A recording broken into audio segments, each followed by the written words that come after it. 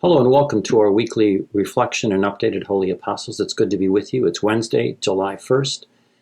Can you imagine half of 2020 has come and gone? So much has changed in the first half of this year. We have really no idea what will happen in the last half of this year. But again, that's the way it usually is. This week I wanted to do a little reflection on the feast we celebrated on June 29th, the Feast of St. Peter and Paul.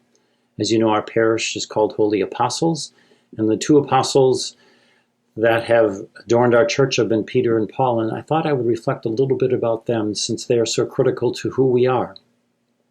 One of the things that's happened to us is what we do and how we do things has changed so much in the first 6 months of this year, and it will undoubtedly continue to change.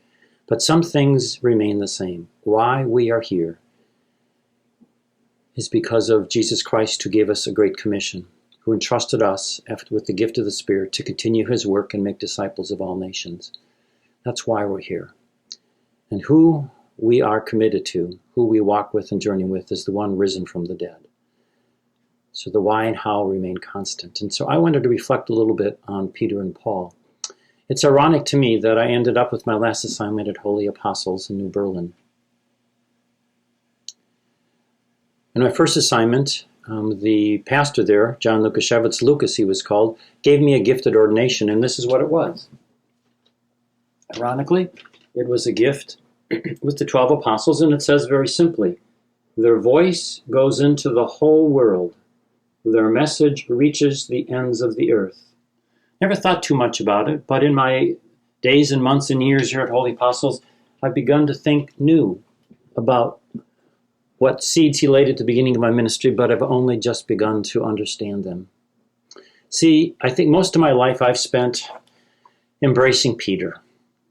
Peter is the one who was focused on the church, the inside, those who are already with the church, those who are, if you will, in the pews, and he worked to retain them, to help them to grow, to serve them, to help them come to know Christ. And that's what I think I've done most of my life, is worked very, very hard and diligently, creatively, always learning new things of how to serve those who are in the pews. And that's what Paul was all about. He is the one who stands for unity in our church. It was to him that Christ gave the keys. And it's very interesting in our time that this Peter, a very ordinary man, did not really sign up for being an apostle, but he was called.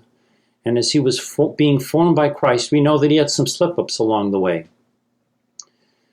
But those slip-ups did not define who he was. They did not remove him from being a part of God's work. And that is the temptation today. When someone does something terribly wrong, sin or evil, we want to often be tempted to destroy the whole of their life. But Jesus did not do that with Peter, the one who denied him 3 times, the one who Jesus said to him, "Get behind me, Satan." Peter was very real, very human like all of us. He made his mistakes. He sought forgiveness, and the Lord entrusted him with the keys, and he was the first leader of the church as it began to grow, and he's the one who wants to bring unity. But the Paul is someone I'm just beginning to appreciate much more. Now, one of the 12, you may know, was Barnabas. We have a room named after Barnabas in our room for a very important reason. As one of the 12, he was those in the very beginning who helped form disciples, helped people to get to know Christ. In fact, when Paul had that moment of conversion, now remember, Paul was out to destroy the church, proudly, with passion. And yet that was not what we remember about him. As he encountered Christ, it was Barnabas who greeted him and welcomed him, even though people were very frightened of him, and helped him get to know Christ and be formed in the ways of the path of a disciple of Christ. It was Paul and Barnabas who then went on trips to those who weren't in the pews, if you were, weren't in the synagogues, weren't in the churches, those who were not in the building. And they went out to seek those and tell others about Christ. And that's a part of the church mission that so often we forget about and neglect. It's a mission, part of the mission that we are working really, really and diligently to get better at here at Holy Apostles. That as you and I are formed in the ways and the habits of being a disciple and we get to know him, it's not about just doing that and keeping it in the church. It is about you and I. This is what means living our faith daily. That you and I are going into the world, to those who are not in our church. In a sense, we are the recruiters, seeking new people to come. And that's what Paul did with Barnabas.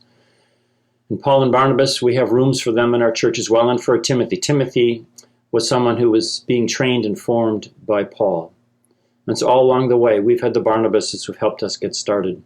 We've had the courageous people who realize that the Word of God, the person of Jesus Christ, is someone who's to be shared broadly. And when people get to meet Christ and know Christ, they will want to tell others. And that's really what our mission is. And if we are only focusing on Peter as people of holy apostles, we are neglecting a big part of the mission of the church. And we are neglecting a big part of the namesakes of our church. So again, what we do and how we do things has changed drastically, and it will continue, and it needs to. But the who we are passionate about, the who has changed our lives and wants to change our world, and the why we are here to make disciples and take it to the corners of the earth, that will never change. That is why we are here as a parish and a church, to get to know Christ, to make him known to others, and not just worry about keeping people in our pews, but to go about and send the call out from Christ to come and meet him. We are those who recruit new people for the work of Christ and the work of the church. Thank you. As we gather on this holiday weekend for the 4th of July again, I hope whatever you do these days, you will be safe, that you will be cognizant as we cherish the freedoms we have, but you will be careful and mindful of all those you will come in contact with as we cherish our freedom, not just for ourselves, but the ability we have to care for one another. And as you gather for church, whether you have been back since we opened up or not, I just ask again that you please consider wearing a mask when we are gathered in church. And again, as always, we will live stream our 9:15 Mass on Sundays. Hope you can pray with us. Invite someone to join us for prayer. Take care, and God bless.